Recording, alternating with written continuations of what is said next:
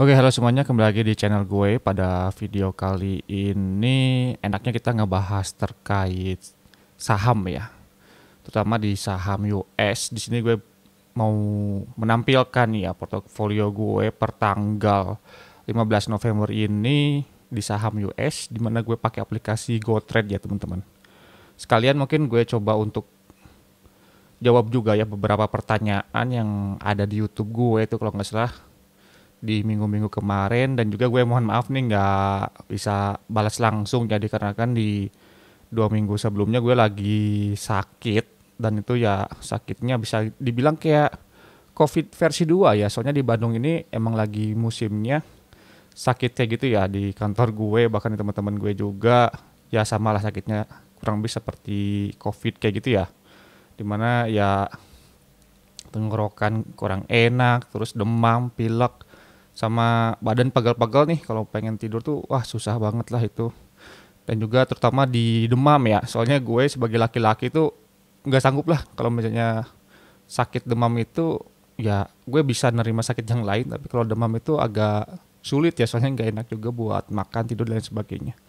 Oke, singkat cerita kita langsung aja ya ke aplikasi GoTrade-nya. Di sini gue coba untuk rekam dulu ya si aplikasi GoTrade-nya, dan nanti gue bakal tampilin di bagian sini atau sini ya.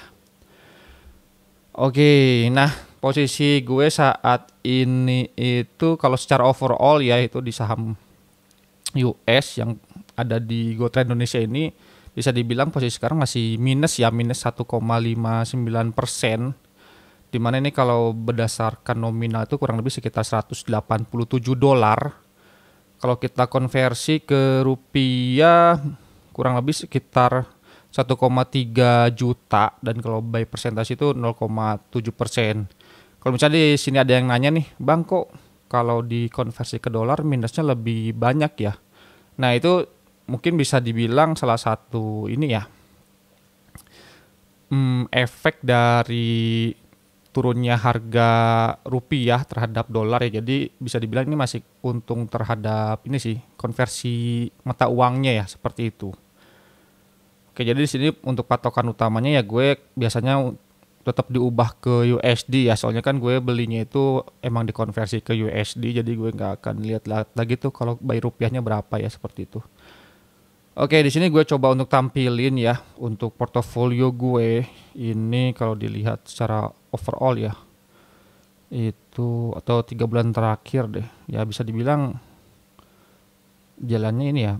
Kemarin tuh pernah di sekitar 7.800 sampai 900-an ya. Terus sekarang posisi di sekitar 7.689 dolar. Terus di sini ada portofolio gue. Kalau kalian lihat nih di stok gue ya, di posisi aktif gue itu di sini bisa dibilang semuanya hijau ya. Cuman kenapa merah? Ini sebenarnya udah pernah gue jelasin ya di video-video sebelumnya. Dikarenakan kan gue sebelumnya itu emang udah pernah beli juga atau top up juga. Cuman pada saat ada tarif Trump itu gue cabut semua tuh untuk investasi gue di GoTrade. Ya ini kalau bisa dilihat ini ada, dilihat di sini ya. Ini yang bagian all-nya nih.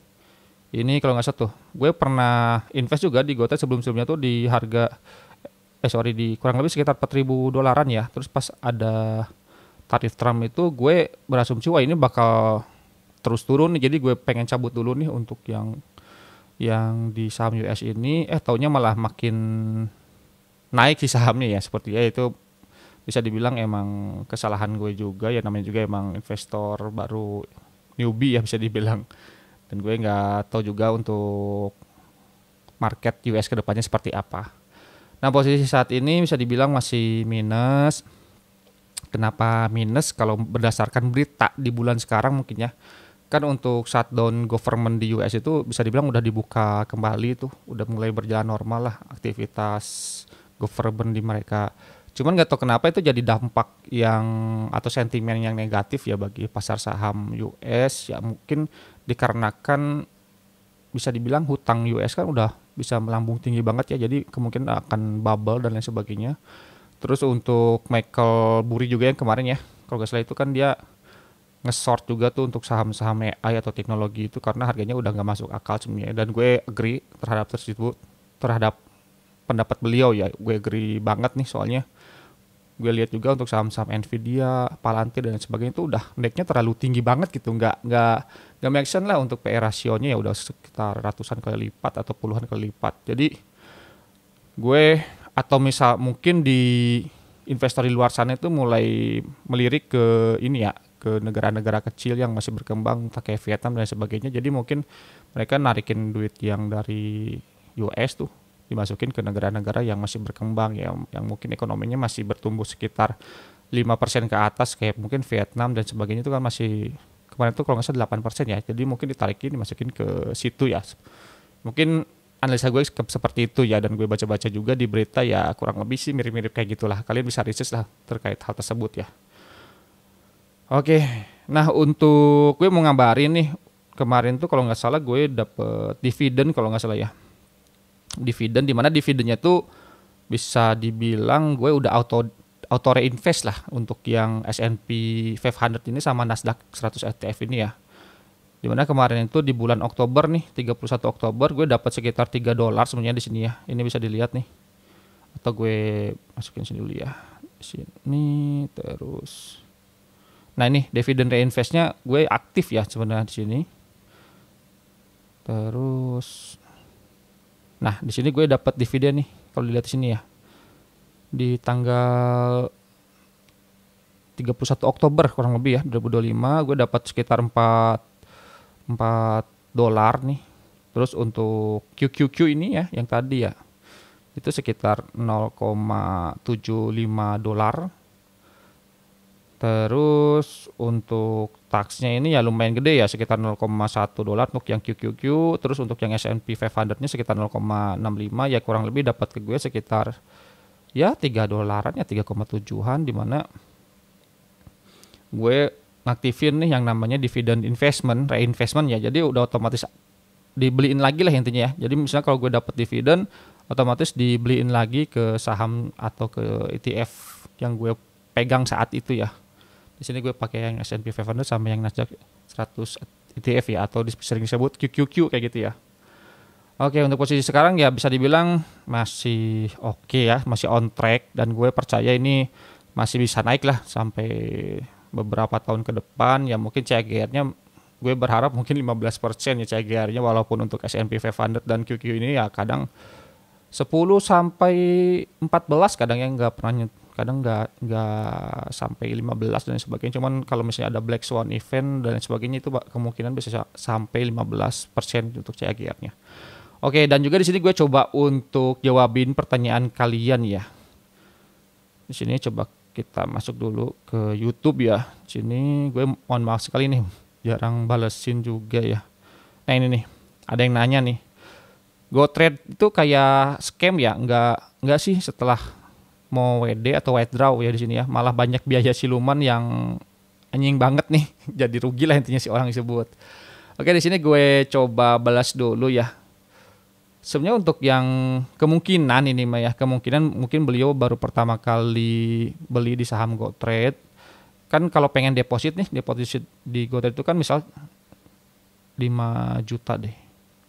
Nah ini kan sebenarnya ada kurs yang perlu dikonversi ya dari rupiah ke USD. Dimana kan posisi saat ini itu sekitar 16.805 ya. Kita beli nih dan dapat USD itu sekitar 297 kalau nggak salah tuh. Ya 297-an ya. Nah nanti kalau kalian nih pengen withdraw, itu harga si konversi antara USD ke rupiahnya itu nggak akan mungkin 16.800 teman-teman. Kita coba di sini ya, misal withdraw nih. Kirim misalnya sini ya, oke. Nah lihat, bisa dilihat di sini ya. Ini gue masukin contoh aja, misal 1 dolar ya. Nah bisa dilihat ini pada saat kalian konversi ini USD kalian gitu dan mau di withdraw ke rupiah kan otomatis pasti di withdraw ke rupiah ya, kecuali kalian pindah atau tinggal di luar lah yang mata uangnya USD atau Singapura dollar dan sebagainya, itu nanti bisa disesuaikan sama negara masing-masing. Di sini gue infonya untuk yang Indonesia aja ya. Di sini lah bisa dilihat nih 16,624 perak ya bisa dibilang. Dan itu kalau di persentasi berkurang berapa ya? Gue coba dulu ya. 16.800 dikali 0,02 misal. Kurang lebih berkurang 1% ya teman-teman, kurang lebih ya, satu persenan lah. Dan itu ya lumayan juga gitu sebenarnya. Ya lu nggak akan mungkin sama nih, misalnya lu beli atau deposit ke GoTrade gitu kan, dengan posisi lu perlu ngekonversiin $1 tuh sekitar 16.800. Terus mungkin di besok hari lu butuh duit lagi, atau misalnya di minggu depan lu butuh duit lagi dan itu urgent, perlu dicairin juga di saat itu juga ya. Lu pada saat mau ngejual lagi, ngekonvert lagi ya sesuai dengan harga saat itu gitu. Jadi ini bisa dibilang kalau sekarang ya sebenarnya rugi gitu kalau misalnya lu langsung tektokan kayak gitu ya. Lu deposit di atau beda cuman seminggu atau 2 minggu, itu ya lumayan rugi, kegerus sama nilai currency-nya ya teman-teman. Dan posisi saat ini kan rupiah itu bisa dibilang masih melemah ya terhadap dolar gitu ya. Jadi ya kemungkinan rugi sih intinya. Jadi kalau misalnya lu pengen investasi di GoTrade itu gue saranin ya bisa dibilang pakai duit dingin ya teman-teman, jangan pakai duit panas gitu. Kalau patokannya duit dingin tuh kayak gimana sih? Misalnya lu punya duit ya, lu untuk 1 tahun atau 2 tahun, 3 tahun ke depan tuh nggak akan lu pakai gitu sih duitnya ya. Nah itu kalau patokan dari si gue sih kayak gitu nih uang dingin ya. Kalau misalnya uang dinginnya cuman sekitar sebulan atau 2 bulan, yang dimana lu 2 bulan ke depan tuh ya lu perlu dicariin lagi uang tersebut buat bayar-bayar ya, entah lu biaya bulanan atau misalnya lu masih kuliah buat biaya kuliah atau dan lain sebagainya, ya itu bukan uang dingin. Itu lebih baik lu simpan di reksadana intinya kalau pengen cuman rentan waktu sekitar 1 bulan 2 bulan atau bahkan di bawah 1 tahun, ya mendingan lu simpan di reksadana aja, dimana ya untuk rate-nya kan terutama reksadana pasar uang ya, rate-nya kan selalu naik tuh ya, cuman ya reward yang lu dapet cuman sekitar 5%-an ya per tahunnya, kurang lebih seperti itu teman-teman. Itu ya. Dan kalau dibilang scam, menurut gue enggak sih, ini udah terdaftar kok untuk yang aplikasi GoTrade ini ya. Cuman ya lu research lagi lah untuk aplikasi GoTrade apakah benar scam atau enggak. Cuman gue sebagai user yang make nih, gue nggak dipromosin juga ya untuk yang GoTrade ini ya. Gue udah baca-baca juga, udah research, dan ini emang legal gitu, bukan scam lah intinya kayak gitu ya. Oke, itu udah gue jawab ya yang tadi ya. Bang siapa ini, Gabriel. Di bawahnya gue nggak ini ya, soalnya yang banyak komentar bukan pertanyaan tuh. Oke, coba yang lain lagi di sini. Ini notifnya nyatu sama yang lain ya.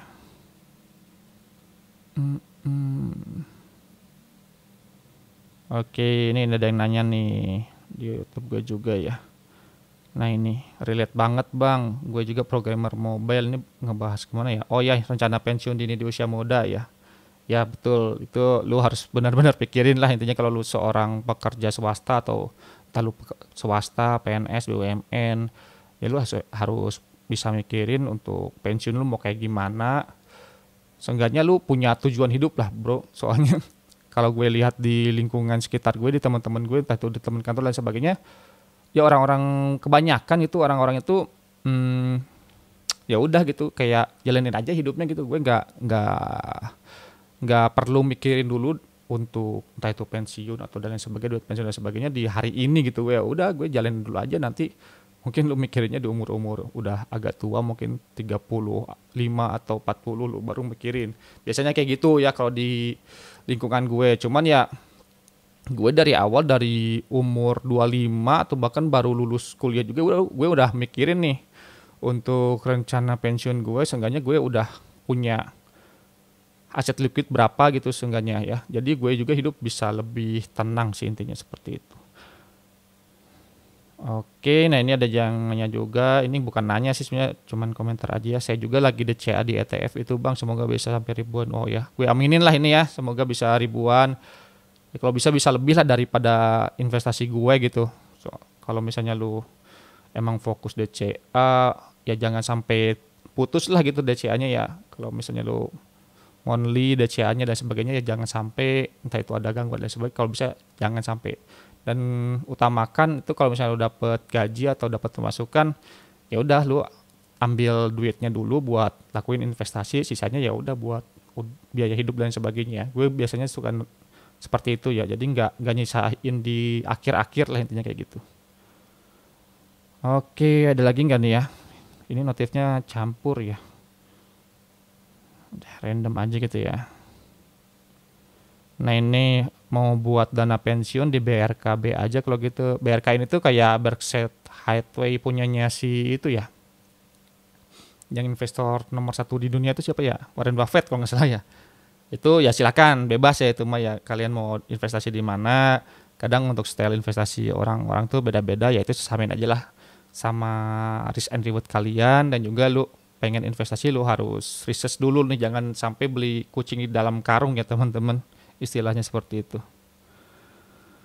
Oke, ada lagi mungkin, kalau nggak salah kemarin gue lihat ya untuk, nah ini nih ada yang nanya nih, lu beli emas di mana? Oh ini udah gue balas sih sebenarnya di Pegadaian ya. Sama ini apa nih? Nah, kalau punya tabungan 1 juta pengen beli ETF mending dicicil atau langsung ya. Kalau misalnya ini udah gue jawab juga sih. Kalau misalnya lu nggak dipakai nih si duit 100 jutanya, ya udah mending lu langsung lamsam aja gitu. Cuman lu jangan sering ngecek-ngecek ya, soalnya ada kemungkinan lu lamsan besoknya bisa turun 2%, terus hati lu jadi waduh jadi khawatir nggak bisa tidur, ya itu berarti bukan style investment lu ya. Jadi lu perlu dia lagi lah, perlu ngerancang lagi gitu untuk style investasi lu kayak gimana, apakah lu cocoknya untuk lamsam seperti yang udah gue sebutin, di mana yuk kalau misalnya duitnya nggak dipakai 5 tahun ke atas ya udah lu bisa lamsam. Kalau misalnya lu deg-degan nih tiap hari dicek terus minus-minus, aduh khawatir gitu besok bakal makin minus atau enggak, ya lu perlu atur lagi lah. Entah lu cuman masukin 10% doang, atau misalnya lu tadi mekanismenya DCA misalnya setiap bulan dibagi 100 misalnya. Kalau misalnya pengen DCA selama 3 tahun, mungkin 3 tahun dibagi 100, ya lu hitung aja jadi per bulannya berapa. Itu bebas ya, tergantung style masing-masing. Cuman kalau gue jadi lu gitu, karena kan gue udah bisa dibilang gue udah lama juga di persahaman ini ya, gue jadi tahu nih untuk risk and rewardnya ya gue pasti lamsam gitu sih. Cuman itu balik lagi ya ke kalian, jangan ikutin gue mentah-mentah sih, perlu di research lebih lanjut. Ini ada yang nanya nama PK-nya apa bang? GoTrade ya, itu udah gue infoin, dan gue di sini nggak dibayar sama GoTrade, gue cuman share aja pengalaman gue. Jadi kalau pengen dan lain sebagainya ya udah gue ungkapin apa adanya gitu ya. Kalau misalnya aplikasinya jelek ya gue ungkapin jelek, kalau aplikasinya bagus ya ungkapin bagus, kalau aplikasinya suka nge-lag ya gue ungkapin aja suka nge-lag kayak gitu ya. Oke, nah ini ada yang nanya bang, setiap pembelian saham luar negeri harus sesuai harga pasar yang ada ya? Ya betul itu. Ya pasti gitu sih, semuanya juga gitu ya. Maksudnya lu beli saham di Indonesia juga ya harus sama gitu. Misalnya di saham BCA gitu untuk harga saat ini misalnya 8.400, ya lu harus beli di 8.400. Ya bisa juga lu nego di harga berapa gitu, misalnya 8.350 atau 8.300, ya bisa aja. Jadi nunggu dulu tuh, nunggu antrian dulu. Kalau misalnya udah match baru dapet gitu aja sih. Jadi kalau pengen lu langsung gitu match di hari itu dan di jam itu, ya lu samain aja sama harga market saat itu ya, seperti itu. Sama juga berlaku buat yang GoTrade juga, lu bisa masang harganya pengen beli di harga berapa gitu ya. Bisa asalkan match ya udah nanti lu dapet gitu. Ya meskipun matchnya nggak mungkin di hari itu atau mungkin di beberapa minggu kemudian ya, seperti itu sih. Itu kalian bisa bacalah fitur-fitur di GoTrade ya. Ada yang nanya lagi nih. Kalau kita nabung tiap bulan GoPay masih masuk ke akun yang sama apa beda lagi bang? Takutnya keuntungannya persennya bisa. Lah ini gimana maksudnya? Bulan GoPay harusnya masih sama di akun yang sama ya. Ini selama lu investasinya, oh sorry ini gak nanyain GoTrade, lebih nanyain ke reksadana ya, di Bibit nih kalau nggak salah. Itu pasti masuk di akun yang sama. Asalkan lu belinya di akun yang sama, jangan pakai akun siapapun, ya pasti masuknya di akun yang itu gitu ya. Seperti itu sih. Ini kayaknya belum pernah nyoba nih. Harusnya lu coba dulu nih. Coba dulu ya invest GoPay gitu kan. Baru nanti coba lagi GoPay. Nah itu gimana hasilnya gitu sih. Soalnya kebanyakan yang di YouTube ini pada nanya kayak gitu, tapi belum pernah nyobain ya kayak gitu. Jadi feel-nya belum dapet sih. Tapi wajar sih, lebih baik nanya dulu gitu daripada langsung terjun ya. It's okay, nggak masalah. Oke. paling segitu ya untuk pembahasan kali ini. Dan untuk yang GoTrade ini ada mekanisme monthly-nya juga, gue investasi monthly, cuman kemungkinan baru jalan di tahun depan ya untuk monthly-nya. Soalnya untuk yang di tahun sekarang gue masih ada target di saham-saham yang lainnya, jadi untuk monthly-nya gue alihin dulu ke saham yang lainnya, seperti itu. Oke, sekian dari gue. Kalau misalnya ada yang mau ditanyain dan sebagainya terkait untuk aplikasi GoTrade atau US dan lain sebagainya, bisa komen aja ya di kolom komentar. Gue akan terbuka akan hal tersebut. Kalau misalnya ada kritik dan saran terkait video ini, bisa komen juga di kolom komentar. Gue sangat-sangat terbuka akan hal tersebut. Oke, sekian dari gue. Wassalamualaikum warahmatullahi wabarakatuh. Terima kasih semuanya. Dadah, bye-bye.